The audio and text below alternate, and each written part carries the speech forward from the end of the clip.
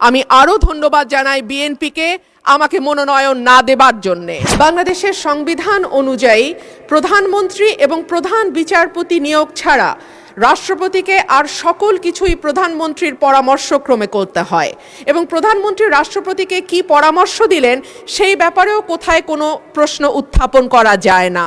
সে কারণেই দীর্ঘদিন ধরে রাষ্ট্রপতি এবং প্রধানমন্ত্রীর ক্ষমতার ভারসাম্য আনবার ব্যাপারে বারবার আলোচনা হয়েছে।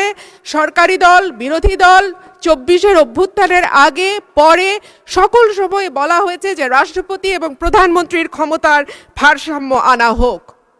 বিএনপি তার ভিশন 2030 এবং 31 দফাতেও এই ব্যাপারে সুনির্দিষ্ট প্রস্তাব রেখেছে।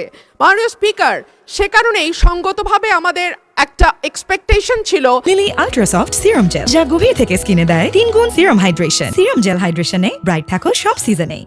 যে এইবার রাষ্ট্রপতি মন্ত্রিপরিষদ কর্তৃক অনুমোদিত ভাষণের বাইরে গিয়ে তার নিজের মতন করে ভাষণ দিতে পারবেন, কিন্তু আমরা দেখলাম এইবারও রাষ্ট্রপতির ভাষণ মন্ত্রিপরিষদ কর্তৃক অনুমোদিত একটি ভাষণ তাকে দিতে হলো।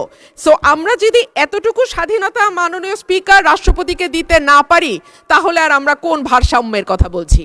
যাই হোক মাননীয় স্পিকার, আমার বক্তব্যের শুরুতেই আমি ধন্যবাদ জানাই মহান রাব্বুল আলামিনের দরবারে, যিনি আমার এই কঠিন যাত্রাকে সহজ করে দিয়েছেন।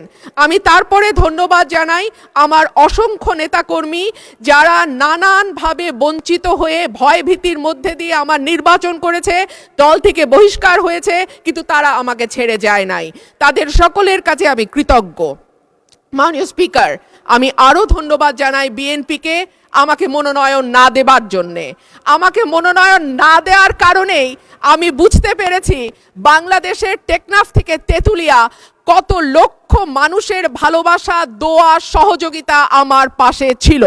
একটা দলীয় গণ্ডির মধ্যে থেকে নির্বাচন করলে এইটা বুঝবার সৌভাগ্য আমার হতো না।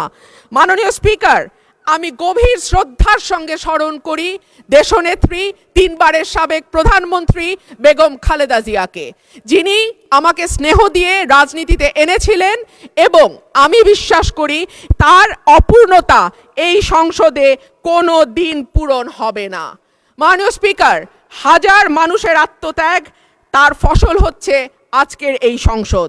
এই মানুষগুলো কারা যাদের আত্মত্যাগের বিনিময়ে আমরা আজকে কেউ মন্ত্রী, কেউ এমপি, কেউ সরকারি দল, কেউ বিরোধী দল হয়ে এসে সংসদে বসেছি? মাননীয় স্পিকার, তাদের স্বপ্ন কি ছিল?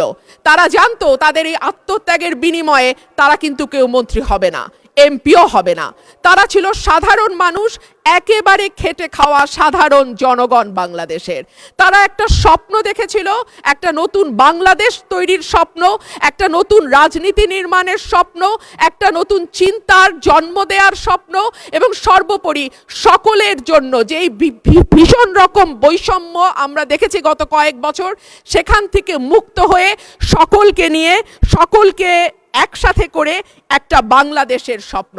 সেই সকল মানুষের কাছে আমি এবং আমি বিশ্বাস করি আমার সহকর্মী এই সংসদ সদস্যরা সকলেই কৃতজ্ঞ। লিলি আল্ট্রাসফট সিরাম জেল, যা গভীর থেকে স্কিনে দেয় 3 গুণ সিরাম হাইড্রেশন। সিরাম জেল হাইড্রেশনে ব্রাইট থাকো সব সিজনে।